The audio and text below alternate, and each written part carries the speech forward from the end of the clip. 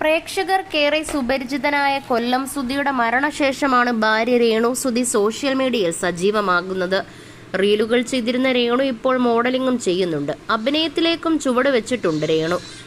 എന്നാൽ രേണു റീൽസും മോഡലിംഗും ചെയ്തു തുടങ്ങിയതിന് പിന്നാലെ തന്നെ രേണുവിനെതിരെ രൂക്ഷ വിമർശനം ഉയർന്നിരുന്നു.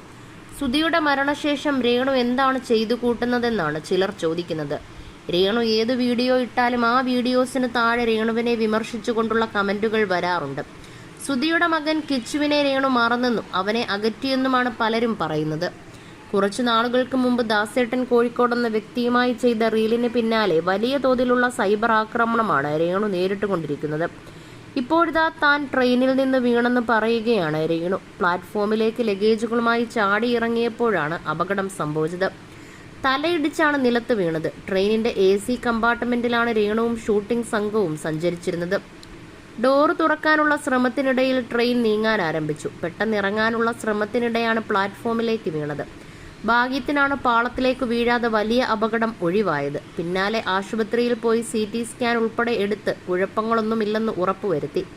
താൻ ട്രെയിനിൽ നിന്ന് വീണ അനുഭവം പങ്കുവയ്ക്കുന്ന ഓൺലൈൻ മാധ്യമത്തിന്റെ വീഡിയോയ്ക്ക് താഴെയും പരിഹാസ കമന്റുകളാണ് വരുന്നത്. ദൈവത്തെ മറന്ന് ജീവിക്കരുതെന്നാണ് ഒരാൾ ഓർമ്മിപ്പിക്കുന്നത്.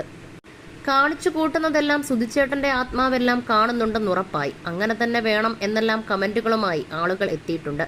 എന്നാൽ ഒരാൾക്ക് അപകടം പറ്റുമ്പോഴും അയാളെ പരിഹസിക്കാനുള്ള മനോനിലയെ വിമർശിക്കുന്നവരുമുണ്ട്. എന്തൊക്കെയായാലും ഒരാൾക്ക് അപകടം സംഭവിക്കുമ്പോൾ ഇങ്ങനെയൊന്നും പറയാൻ പാടില്ല എന്നെല്ലാമാണ് പലരും പറയുന്നത്. അതേസമയം ഇപ്പോൾ അലിൻ ജോസ് പെരേരയുമായി പുതിയ ആൽബത്തിൽ അഭിനയിച്ചു കൊണ്ടിരിക്കുകയാണ് രേണു.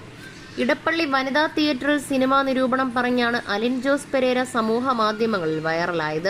അലിൻ ജോസുമായുള്ള റീൽസുകൾ സമൂഹ മാധ്യമങ്ങളിൽ വ്യാപകമായി പ്രചരിക്കുന്നുണ്ട്. ഷോർട്ട് ഫിലിമിൽ അഭിനയിക്കുന്നതിന്റെ വിവിധ ഭാഗങ്ങളും ഓൺലൈൻ മാധ്യമങ്ങളിലൂടെ പുറത്തു വരുന്നുണ്ട്. തൻസീർ കൂത്തുപറമ്പാണ് ആൽബത്തിന്റെ സംവിധായകൻ.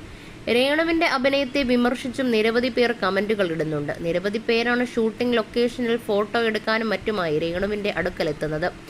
സിനിമകളിലും വൈകാതെ താൻ അഭിനയിക്കുമെന്നുള്ള പ്രതീക്ഷയും രേണു പങ്കുവെക്കുന്നുണ്ട്. അടുത്തിടെ രേണു രണ്ടാമതും വിവാഹിതയാകുന്നുവെന്നും വാർത്തകൾ വന്നിരുന്നു. എന്നാൽ പിന്നാലെ പ്രതികരണവുമായി രേണു രംഗത്തെത്തുകയും ചെയ്തിരുന്നു. താൻ ഇനി ഒരാളെ വിവാഹം ചെയ്താൽ അയാളെ ജനങ്ങൾ വെറുതെ വിടുമെന്ന് തോന്നുന്നില്ലെന്നും ആ റിസ്ക് എടുക്കാൻ പറ്റിയാൾ വന്നാൽ മാത്രമേ വീണ്ടും വിവാഹത്തെക്കുറിച്ച് ചിന്തിക്കാൻ സാധിക്കൂവെന്നും രേണു പറഞ്ഞിരുന്നു. രണ്ടാം വിവാഹം ലോകത്താദ്യമായി നടക്കുന്നതൊന്നുമല്ല. പക്ഷേ എന്റെ കാര്യത്തിലേക്ക് വരികയാണെങ്കിൽ ഞാൻ ഇപ്പോൾ ഒരുത്തനെ കിട്ടിയാൽ നാട്ടുകാർ അവനെ തല്ലിക്കൊല്ലും. രേണു സുധി എന്ന ഞാൻ യഥാർത്ഥത്തിൽ വീണ്ടും ഒരു വിവാഹം കഴിച്ചാൽ നടക്കാൻ പോകുന്ന സംഭവങ്ങൾ നിങ്ങളൊന്ന് ആലോചിച്ചു നോക്കൂ. ആ മനുഷ്യനെ ആളുകൾ വെറുതെ വിടുമോ? പാവം, ആ മനുഷ്യനെ കൂടി ഞാൻ ഇതിലേക്കിടണോ?